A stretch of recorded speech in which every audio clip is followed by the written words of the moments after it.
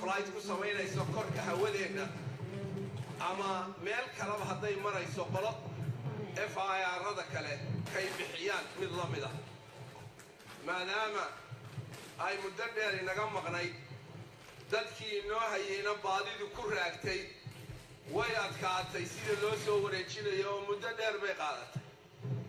muddadaas dheer samir kulanti wanaagsan daawadayaal halkani waa Jeegan Channel TV waad ka dhageysataan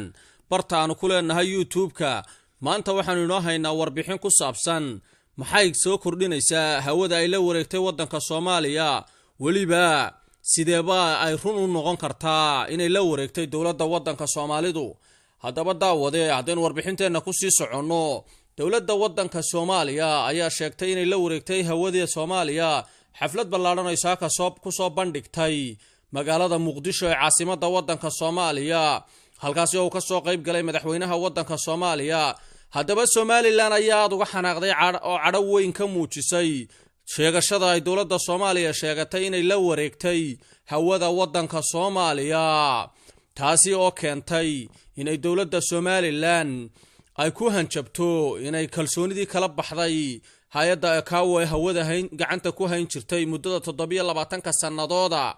dawladda Somaliland oo imika cusub oo loo doortay madaxweyne cusub ayay tani waxay ku noqon kartaa dhirbaaxo weyn oo ay la kowshatay kadib markii dawladdii ka horeysay Axmed Maxamed Maxamuud Siilaanyo ay si jilicsan u soo maamushay arrimaha oo ay si dabacsanaan badan ku jirto marka laga eego sida loola wareegay hawada wadanka Soomaaliya oo markii hore ay hay'adaasi gacanta ku hayn jirtay haydna inay labada maamul loo kala qaybiyo heshiis horena lala galay haddana heshiiskaasi uu ka fuli waayay dacalka Muqdisho ayaan isagu marnaba raali ka ahayn in ay wada hadal dhabihi dhex maro dadka Soomaalida waa sida ay sheegaan kuwa Somaliland waxaana meesha ka muuqata inay dawladda Somaliland markan u taalo inay tallaabo qaado waxaana dawladda Muuse Biixi Cabdi iyo golihiisa wasiirada hor yaala dhibaatooyin aad u waaweyn oo ay ka tageen maamulkii ka horeeyay oo ay ka mid tahay hawada iyo waliba xuutiyiinta wadanka Yemen oo iyaguna ma attacking iyo dagaal ku haya ama maalin walba hanjabaada ka soo diraya meelaha ay ku xoogan yihiin ee wadanka Yemen waxaana maanta iyana si weyn loo hadal hayay hadalkii uu jeediyay maareeyaha guud ee Somaliland u qaabilsan duulimaadyada iyo riboodada oo sheegay inaanay wax waraba ka haynin inuu hawada lala wareegay oo ay saaka uun ku war heleen sida dadka caadiga kadib markii ay TV-yada ka daawadeen taasina waxay muujinaysaa fashil ku yimi dawladdii hore ee Siilaanyo oo aan iyadu wax xogaba ka haynin hawada lala wareegayo iyo waxyaabaha ku soo kordhay geeska Afrika waxaana iyaduna mudan in la isweydiiyo in madaxweynaha wadanka Soomaaliya oo maanta xariga ka jarayay isagoo oo aad ugu faraxsan talaabooyinkan uu hore u qaaday dawladdiisu ee guusha weyn ugu beegan inuu maanta hadal dheer u halka ka jeediyay uu ku soo qaaday inay ku guuleysteen caqabad adag oo in badan hor taalay oo ay ahayd in horeba loo qaado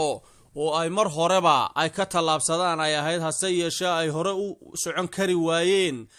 ayaa maanta hadalla dheer oo halka ka jeediyay waxa kamid ahaa oo uu aad iyo aad ugu nuxnuxsaday inay khasab tahay dadka Soomaalidu inay u hoggaansamaan magaalada Muqdisho iyo maamulka jooga waxaana laga yaabaa taasi inay carqalad ku noqoto Somaliland oo aan iyadu marnaba raali ka ahayn inay Soomaaliya hoos tagto oo ninka iminka haystay layada madaxweyne Muuse Biixi Cabdina uu yahay nin kornayla oo aad uga soo horjeeda arrimaha Soomaaliya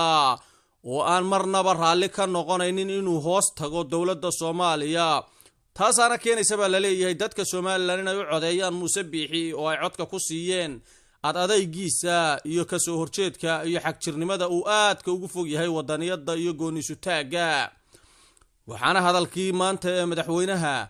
isagana iyana ku jiray madaxweynaha Soomaaliya weeyaane in maadaama ay hawadii la soo noqdeen ay khasab tahay inay la soo wareegaan badda Soomaaliya oo ay badda guud ahaanteedna iyagu maamulaan oo ay gacanta ku soo dhigi doonaan iminkana hawsha hore mar hadday sideedii uga soo baxeen ay tahay tallaabada xigta ee ay qaadayaan inay badda gacanta ku dhigaan oo aanay cidna u daba fadhiisanaynin waa sida ay hadalka u dhigeen taaka ka mida dhulka Soomaalida walow ay Somaliland ka soo horjeedo hadalladii uu ka jeediyay halkaas ee badda uu doonayay inuu kula soo wareegana waxa ka mid ahaa oo uu yiri kulan oo aan gacan ugu jirin oo xaqiiqada ah inaan soo ceshano controlka baddeena muddo kooban dhexdeeda aan soo ceshano oo aysan jiri doonin cid ku soo xadgudubta oo maxaan ku idhahdaa khayraadkeena maalin iyo habeen gurata inaysan jiri doonin cid istiraahda meeshaan lama joogo ee waxaad ku shubtaan qashinka iyada naftigeeda waxaan rajaynaynaa hadduu eebba yidhaahdo iyadana muddo kooban muddo yar dhexdeeda inaan gacanteena ku soo celinno oo ninkii ku xadgudba baddeena soo dhawow Jeegaan Channel TV waa barkulan aad ka helayso waxyaabo badan oo horumar ku gaarsiinaya naftaada haddaba dhageyste ama daawade ma doonaysaa inaad hesho waxbarasho basic ah oo ah luqadaha iyo sayniska iyo xisaabaadka ma doonaysaa inaad hesho warbixino iyo warar sugan oo la hubo meesha ay ka yimaadeen iyo isha ay ku socdaan oo xaqiiqada ku salaysan jawaabtaadu haddii ay tahay haa inaad doonayso daawade subscribe Jeegaan Channel TV daawo oo ku xidhnow share na la gaadhsiina saaxiibada